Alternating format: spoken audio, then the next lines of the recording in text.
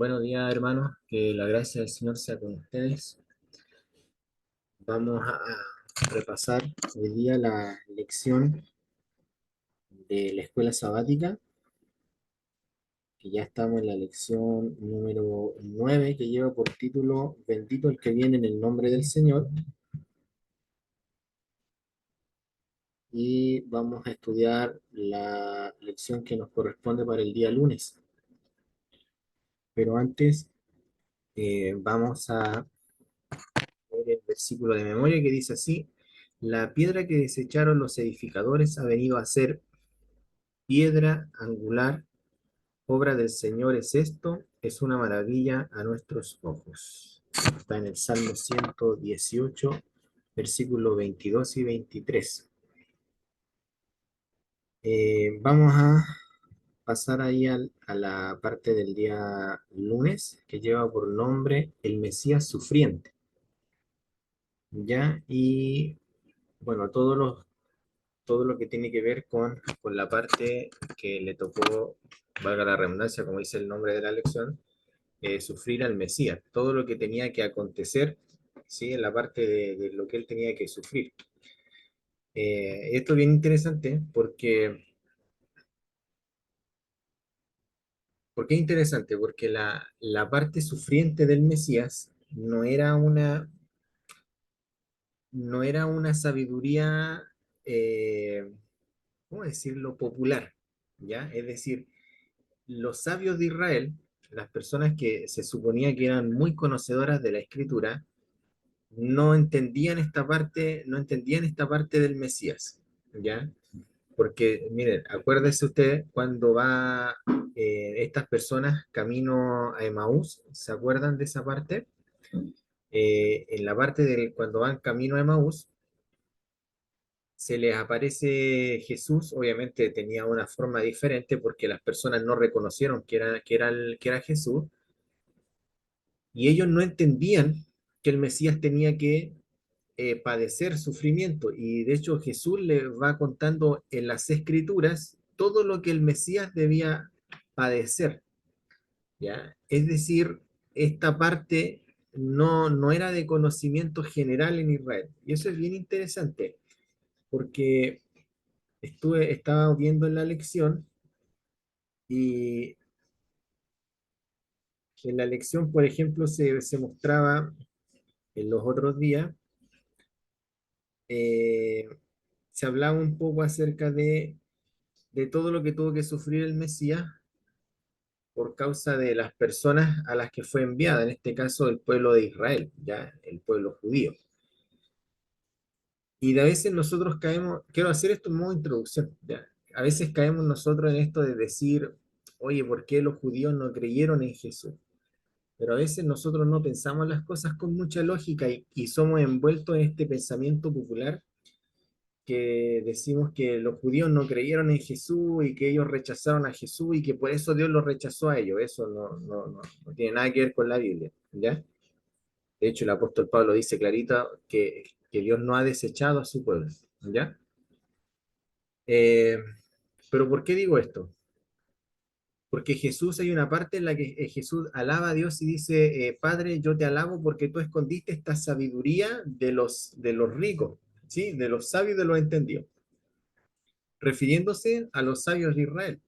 Ahora, tenemos que entender que los sabios de Israel, los ancianos y todas estas personas entendidas en la Biblia, eran personas que habían entendido los grandes misterios bíblicos, ¿ya? Yo no sé si usted ha tenido la oportunidad de estudiar la palabra, la Biblia con algún rabino, pero ellos entienden una cantidad enorme de información dentro de la Biblia, ¿ya? Nosotros, nuestros teólogos no dan abasto en ese aspecto. Es decir, fíjese que las palabras de Jesús dice, tú escondiste esta sabiduría, refiriéndose a él, ¿sí? A la sabiduría mesiánica. Porque todas las demás sabidurías los judíos la entendían, pero de una manera extraordinaria, ¿ya? Ellos podrían darnos cátedra, por ejemplo, de los mandamientos, de la ley, etcétera, etcétera, etcétera, ¿ya? Pero de alguna manera, Dios quiso esconder la sabiduría del Mesías a los israelitas, a los judíos. Y la pregunta es ¿por qué? Bueno, Pablo contesta esa pregunta en uno de sus, si no me equivoco, creo que es la carta de Corintios, que Pablo dice que es de haber entendido la sabiduría, dice así, de haber entendido esta sabiduría, refiriéndose a Jesús, dice, no habrían crucificado al Señor de gloria. Y ahí Pablo responde el por qué Dios ocultó esta sabiduría de los judíos. Él dice que de haber conocido la sabiduría, no habrían crucificado al Señor de gloria. Eso significa que si los sabios de Israel hubiesen entendido que el Mesías tenía que padecer un sinfín de cosas y que además Jesús era el Mesías, ellos no habrían crucificado al Señor de gloria. ¿Se entiende eso? No sé si se logra entender. ¿Y qué hubiese pasado si nos crucifican al Señor de gloria? No hay plan de salvación. ¿Se fijan? Es decir, la razón por la que los judíos no creyeron en Jesús como el Mesías y que no entendieron todo lo que tenía que padecer el Mesías, era plan de Dios. ¿Ya? Era plan de Dios, porque por eso Pablo dice, de haber entendido la sabiduría, no habrían crucificado al Señor de gloria. ¿Se entiende? Es decir, si Dios no hubiese ocultado eso, los judíos, los sabios de Israel, no habrían crucificado a Jesús. Y si no crucificaban a Jesús, no hay plan de salvación, porque no hay expiación de pecado, porque sin derramamiento de sangre no hay perdón de pecado. ¿Ya? Entonces, vamos a ver un poquito acerca de esta parte que dice el Mesías sufriente. Y tenemos aquí algunos salmos, uno de ellos es bastante popular, ¿ya? Pero vamos a leer un poco acerca de lo que dice aquí la lección. Voy a ver si puedo proyectar la parte de la lección.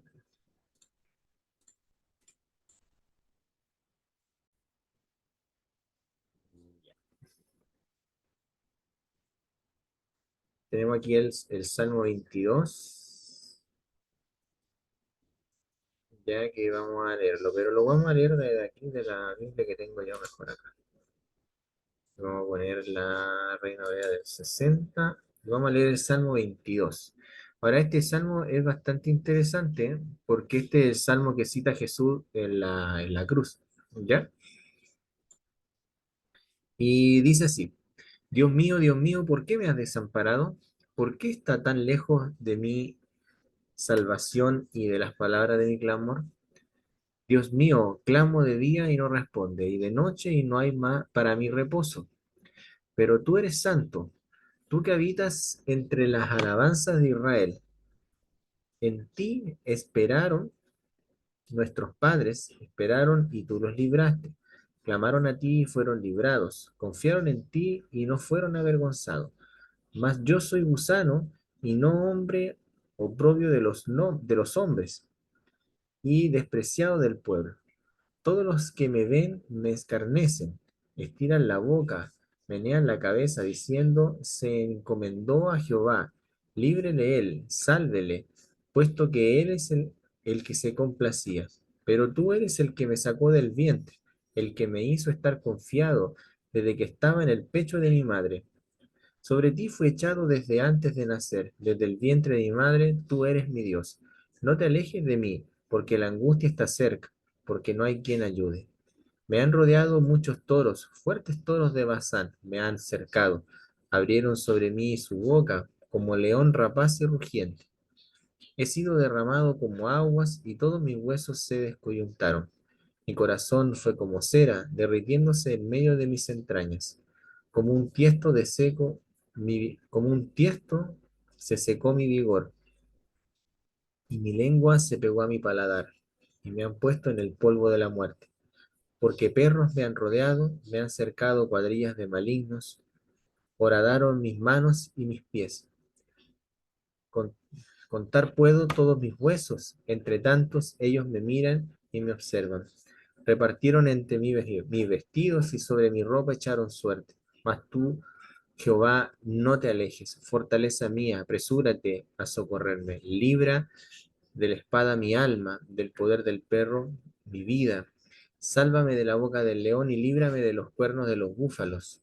Anunciaré tu nombre a mis hermanos, en medio de la congregación te alabaré.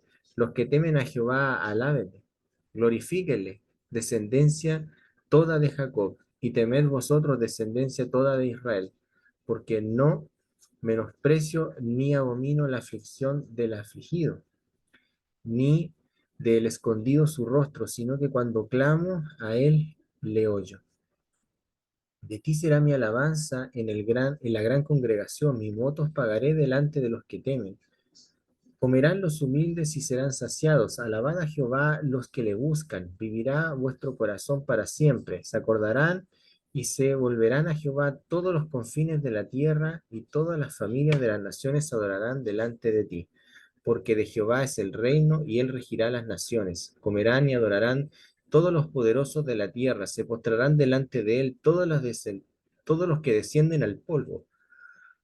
Aun el que no puede conservar la vida a su propia alma, la prosperidad le servirá. Esto será contado de Jehová hasta la postrera generación. Vendrán y anunciarán su justicia. A pueblo no nacido aún anunciarán que hizo esto. Ya, voy a dejar de compartir. Entonces ahí teníamos el Salmo 22, que es bastante interesante. Ya, yo personalmente tengo una apreciación bastante diferente acerca del por qué Jesús cita esta palabra. Bueno, la mayoría de las personas piensan y dicen que, bueno, voy a leer lo que está escrito en Mateo 27:46, que también aparece en la lección. Dice así: cerca de la hora novena, Jesús clamó a gran voz, diciendo, Elí, Elí, lama sabactani. Esto es, Dios mío, ¿por qué me has desamparado? Bueno, varias personas piensan eh, que cuando Jesús dice estas palabras es porque se sintió abandonado por Dios, ¿ya? Lo cual es bastante extraño porque Jesús es Dios. Entonces, ¿cómo se abandona a sí mismo? ¿Ya? Y si el Padre y Él son uno. Entonces, es bas- es- tiene ciertas contradicciones. Y aunque queramos buscarle, como dicen muchos, hay que buscarle la quinta pata al gato, y aunque queramos buscarle la explicación, y muchos dicen, no, es que se sintió abandonado por el Padre, porque el Padre no está con una persona que tiene pecado, ¿ya? Siendo que hay salmos que dice que Dios jamás abandonaría a su hijo, entonces es como, sí, tiene ciertas contradicciones. Y a mí me gustan un poco más las explicaciones simples en este caso, y esto es personal mío, yo no sé si usted quiere compartir la misma apreciación que yo. Yo personalmente creo que no es que Jesús se esté sintiendo abandonado, ¿ya? Sino que Jesús en ese momento de angustia, cuando está pasando el sufrimiento, lo que hace Jesús es citar la palabra de Dios, ¿ya? Y ahí hay una gran lección porque Jesús habla, creo que son 7 veces las que habla Jesús cuando está en la cruz. Y eso es bien importante tener en consideración, porque Jesús está en una posición súper incómoda donde él tiene sus brazos extendidos y donde Jesús no puede respirar bien, ¿ya? Eso tienen que meterlo en la cabeza. Y lo importante de todo esto es que Jesús fue colgado en el madero a una hora, y él no podía morir hasta la hora que correspondía que él muriera, ¿ya? Y Jesús está horas colgado en la cruz. No estuvo 10 minutos, ni 15 minutos, ni 20, ni media hora, ni siquiera una hora. Él estuvo horas colgado en la cruz. Y él no podía morir en cualquier momento. ¿Ya? Es decir, Jesús tenía que morir en la hora que correspondía. De hecho, esa hora que la que tenía que morir Jesús era el 14 del mes de Aviv, entre las tardes. ¿Por qué? Porque Pascua de Jehová es el 14 de Aviv, entre las tardes. Es justo en la hora donde muere Jesús. Jesús no podía morir a las 12 del día, no podía morir a las 10 de la mañana, ni podía morir a las 9 de la mañana, ¿no? Él tenía que morir el 14 entre las tardes, para que se cumpliese todo lo que estaba escrito de él en la palabra, ¿ya?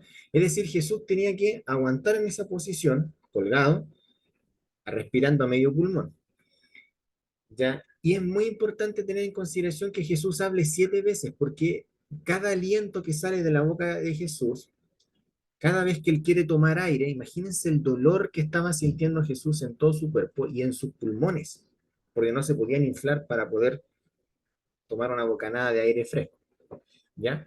Es decir, cada vez que hablaba Jesús era un sufrimiento para él. Por eso el Jesús, durante esas horas, el registro bíblico nos dice que él habla 7 veces, 7 veces. Y de esas 7 veces, todas las palabras que hacen son para los demás. Fíjense en eso. Porque Jesús primero, si no me equivoco, él dice, Juan, mira, ahí está tu madre, madre, ahí está tu hijo, ¿sí? A Juan y a su madre María. Él dice también, perdona al ladrón, ¿sí? Perdona al ladrón. Eh, tengo sed, ¿se fija? Él también dice, tengo sed, estoy usando la memoria. Consumado es, eh, hecho está, si no me equivoco, y después al final dice, Padre, en tu mano encomiendo mi espíritu.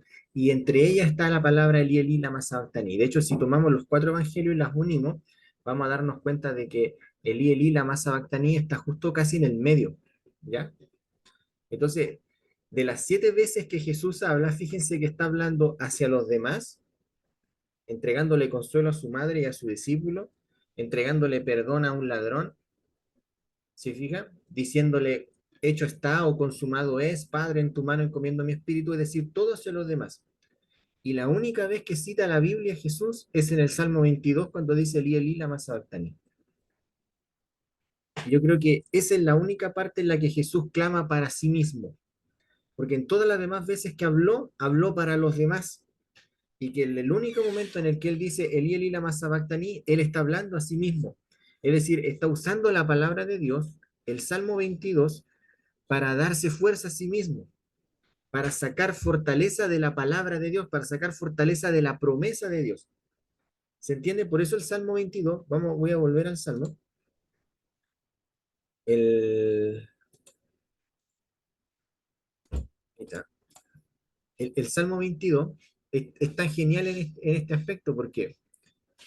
Porque el Salmo 22 va creciendo.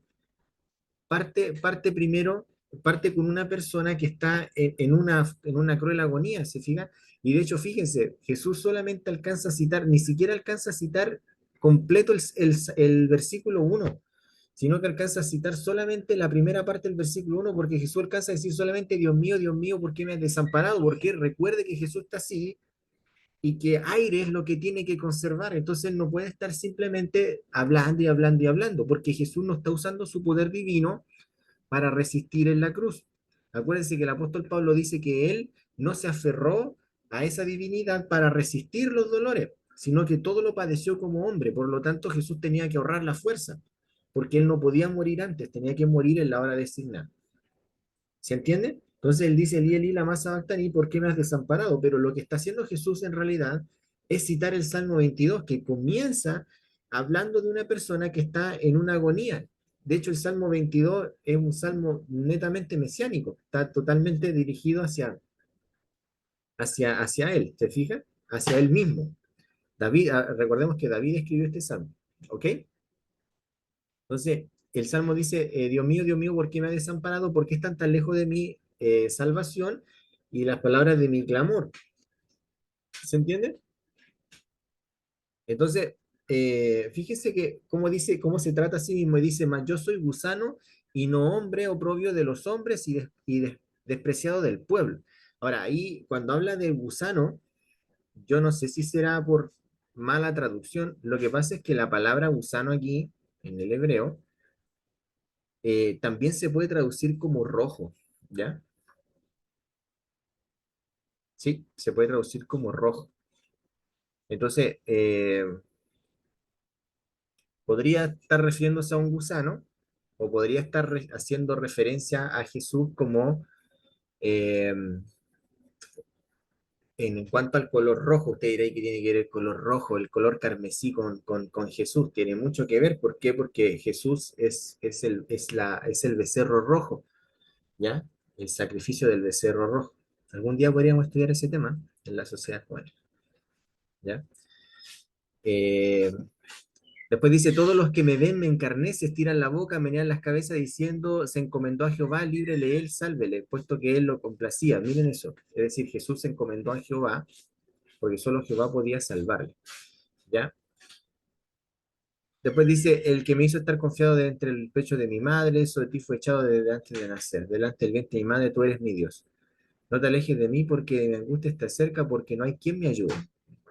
Ahora, fíjense que dice, me han rodeado muchos toros, fuertes toros de Bazán, me han cercado y abrieron sobre mí su boca como león rapaz y rugiente. Entonces aquí Jesús comienza a describir a las personas que están alrededor de ellos. Entonces los fuertes toros de Bazán, que son como leones rapaces, se está refiriendo a los líderes del pueblo de Israel que están en ese momento rodeándole, ¿sí? Que son personas fuertes, fuertes como toros, ¿ya? Y que son como leones. Dice, y ha sido derramado como agua, de todos mis huesos se descoyuntaron, mi corazón fue como cera derritiéndose en medio de mi entraña. ¿Ya? Y después dice, como un tiesto se secó mi vigor y mi lengua se pegó a mi paladar. Está hablando del momento en cuando Jesús tiene sed y toda esta parte.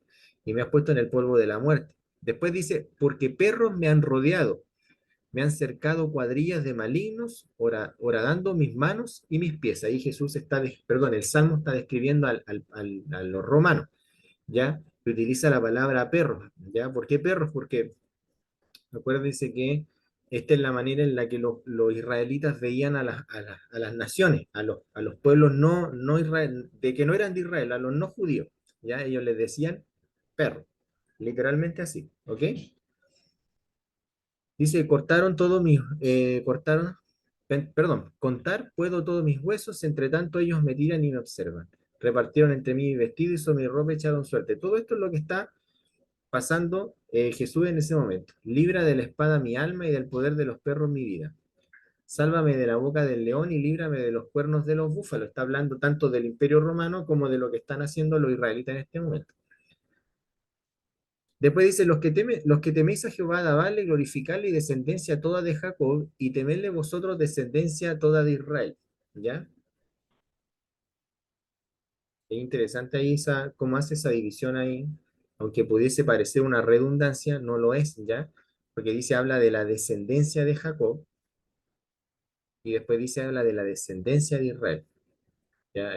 Pareciera una redundancia, pero en realidad no es tan así, porque cuando habla de la descendencia de Jacob se está refiriendo obviamente al israelita natural, pero cuando habla de la descendencia de Israel, esto abarca más, porque puede abarcar, recordemos que el apóstol Pablo dice que todas las personas que son creyentes en el Señor y han aceptado a Jesús y han pasado por el proceso de bautismo y todo eso, dice descendientes de Abraham soy, es decir, son parte de Israel.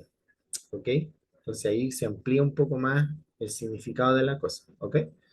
Dice, porque no menospreció ni abominó la aflicción del afligido, ni se ha escondido su rostro, sino que cuando él clamó a Jehová, perdón, sino que cuando clamó a él, le oyó, ¿ya? Entonces, fíjese que el salmo después cambia, porque dice, de ti será mi alabanza en la gran congregación, mis votos pagaré delante de los que me temen, comerán los humildes y serán saciados, alabarán a Jehová los que le buscan, vivirán vuestro corazón para siempre, se acordarán y se volverán a Jehová todos los confines de la tierra. Presta atención cómo el salmo va cambiando, como parte de una persona angustiada que está pasando por un momento sumamente terrible y cómo comienza a describir todo lo que le están haciendo al Mesías en este caso, pero fíjese cómo pasa el Salmo por esta parte tan baja y después comienza a elevarse de a poco, porque dice, se acordarán, ¿quiénes se acordarán? ¿Ya? Ahí hay que hacer preguntas, ¿quiénes se acordarán? Y se volverán a Jehová todos los confines dice, todos los confines de la tierra, y todas las familias de las naciones adorarán delante de ti. Presta atención en esto. Es decir, por eso Jesús está citando, a mí me encanta que Jesús cite el Salmo 22, porque Jesús podría haber citado cualquier otro salmo o cualquier otra palabra, tenía toda una Biblia para citar. Pero ¿por qué el Salmo 22? Porque el Salmo 22 parte desde una parte, eh, angustiosa, pero comienza a ir creciendo y se va enfocando en todas las naciones. Por eso dice, se van a acordar. ¿Quiénes se van a acordar? Israel se va a acordar, ¿ok? Los judíos se van a acordar y se volverán a Jehová. Fíjese, ellos se van a acordar y después dice, y se volverán a Jehová todos los confines de la tierra. Es decir, el sufrimiento que estaba pasando el Mesías y todo lo que estaba viviendo tenía un fin, ¿sí? Tenía un fin, tenía un propósito. Y el propósito era que se acordasen de él, ¿ya? Y que todas las naciones, todos los confines de la tierra se volviesen a Jehová. ¿Se entiende? Es decir, por eso este salmo es tan importante, porque muestra que todo el sufrimiento que está pasando el Mesías tiene un propósito, y el propósito es alcanzar a las naciones. ¿Ya? Versículo 28 dice, porque de Jehová es el reino y él regirá a las naciones. ¿Ok? Refiriéndose a Israel, el reino de Israel, y él regirá a las naciones. ¿Ok? Comerán y adorarán todos los poderosos de la tierra, se postrarán delante de él todos los que descienden al polvo. Aún el que no puede conservar la vida en su propia alma, la posteridad le servirá. Estos serán contados de Jehová hasta la postrera generación. Vendrán y anunciarán su justicia a pueblo no nacido aún, presta atención a eso, anunciarán que él hizo esto. ¿Ok? Entonces, fíjense cómo crece el salmo y por qué Jesús se esperanza en él y toma fuerza de él, toma fuerza de esta promesa. Voy a dejar de compartir aquí. Eh, Toma fuerza de esta promesa, porque aunque está pasando por un sufrimiento, el cual Jesús sabía que padecería porque él conocía las profecías, sabe que tiene un propósito, sabe que hay un algo más, sabe que todo lo que está pasando tendrá una connotación que alcanzará a las naciones, que si él no padece todas estas cosas, no podrá alcanzar a las naciones, no podrá redimir a Israel y no podrá alcanzar a las naciones con él. ¿Se entiende? Porque para poder alcanzar a las naciones, primero el Mesías tenía que redimir a Israel y alcanzar a las naciones con eso. ¿Se entiende? Por eso Jesús cita el Salmo 22. No porque se esté sintiendo abandonado por Dios, sino porque está sacando la esperanza, la fuerza de allí. Lo que había profetizado David hace tantos años atrás, le está dando fuerza a Jesús en la cruz, en el peor momento de su vida, porque en ese momento en el que Jesús está siendo tentado en la cruz abajo, porque le están diciendo, los líderes del pueblo de Israel le están diciendo abajo, si eres el Cristo, desciende de la cruz. Si eres el Cristo, desciende de la cruz y te creemos. Esa es una tentación. Si Jesús descendía de la cruz y le creían, obviamente le iban a creer, se va el plan de salvación. No hay redención para Israel, no hay salvación para las naciones, no hay nada. Entonces, lo único que le dio fuerza a Jesús en ese momento para seguir adelante, para seguir colgado en la cruz y aguantar hasta la hora que debía aguantar, era la palabra de Dios, era decir, Elí, Elí, lama sabactaní, y esperanzarse en toda la promesa del Salmo, que aunque estuviese pasando por un sufrimiento, ese sufrimiento tenía un propósito, tenía un fin. ¿Y el fin cuál era? Redimir a su pueblo y alcanzar a las naciones. ¿Sí? Bien, miren, hay una cita aquí del deseado de todas las gentes que la encontré muy buena, me gustó mucho y la voy a leer. Dice, sobre Cristo como sustituto y garante de nosotros fue puesta la iniquidad de todos nosotros. Fue contado por transgresor para que pudiese redimirnos de la condenación de la ley. La culpabilidad de cada descendiente de Adán abrumó su corazón. La ira de Dios contra el pecado, la terrible manifestación de su desagrado por causa de la iniquidad, llenó de consternación el alma de su Hijo.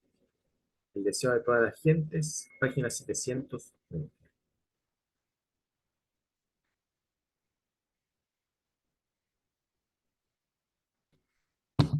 Entonces, hermano, la parte del Mesías sufriente, que lo invito a leerlo, es bastante interesante, había mucho texto bíblico, hay mucha información de esto en la Biblia, ¿ya? En especial en la parte del Antiguo Testamento, pero como les decía al principio, toda esta sabiduría fue oculta para Israel y fue oculta por un propósito, porque si hubiesen entendido estas cosas, como dice el apóstol Pablo, no habrían crucificado al Señor de Gloria, no habrían crucificado a Jesús. ¿Ok? Es decir, todo lo que debía padecer el Mesías, hermano, se ocultó, se ocultó. Nosotros lo sabemos ahora, ¿sí? Por revelación del mismo Jesús, porque el mismo Jesús es el que revela, el que le reveló a las personas diciendo, el Cristo tenía que padecer todas estas cosas y aquí aparece escrito, y aquí, aquí, aquí, aquí, aquí, aquí. ¿Ok? Pero ese conocimiento en los antiguos se les fue vedado, ¿ya? Y entender, hermanos, que todo el sacrificio de Jesús, todo el sufrimiento del Mesías tenía un propósito. Y mire, vamos a terminar ya, porque se me alargué, parece, sí, me dio verborrea de nuevo, perdón. En la última parte de la lección dice, Jesús en la cruz pagó en sí mismo la pena por cada pecado que tú hayas cometido. ¿Cómo debería influir sobre tu vida actual el hecho de que Él sufriera en tu nombre? Es decir, ¿por qué el pecado te debería parecer tan aborrecible? Oye, interesante la pregunta, ¿ya? ¿Cómo debería influenciar o influir, perdón, en nuestras vidas el hecho de que Jesús sufriera en mi nombre? Eso debiese llamarnos mucho la atención, debiésemos pensarlo dos veces antes de hacer algo, ¿se fijan? Y después dice, ¿por qué el pecado debería parecernos aborrecible? ¿Ya? Así que eso nos queda como tarea para nosotros, para poder reflexionar eh, en nuestro diario vivir, ¿ya? En el cómo nos relacionamos y en el cómo veímos el sacrificio de Jesús por nosotros. Entender que todo lo que padeció el Mesías tenía un propósito, ya tenía un propósito. Los israelitas, los judíos, no castigaron a Jesús porque eran personas malas, perversas, esto y aquello. No, había un propósito detrás, era parte del plan de Dios, ¿ya? Eh, Entender todas estas cosas nos va a ayudar bastante, ¿ya? Hermanos, bueno, sin más, sin seguir más adelante, espero que se haya podido entender. El Señor les bendiga, el Señor les guarde.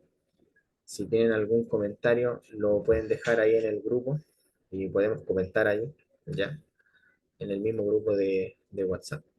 Señor les bendiga. Muchas gracias, hermano. Que tengan un feliz día lunes junto al lado del Señor.